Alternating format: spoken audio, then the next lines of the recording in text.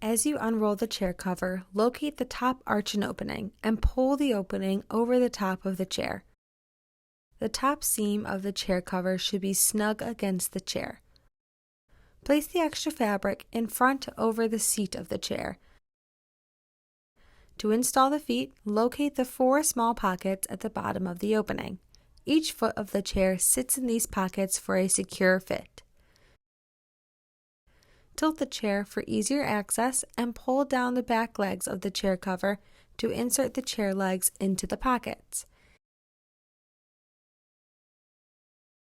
Then, pull the extra fabric from the seat of the chair over the front legs and pull to secure the front feet of the chair into the chair cover pockets. It can be difficult to detect snags and holes in chair covers until they're actually on a chair, so we've supplied some extras for you just in case. We ask that if you come across a damaged chair cover to please tie it in a knot, so we know to either repair it or remove it from our inventory. Grab the ends and tie the chair cover into one large knot.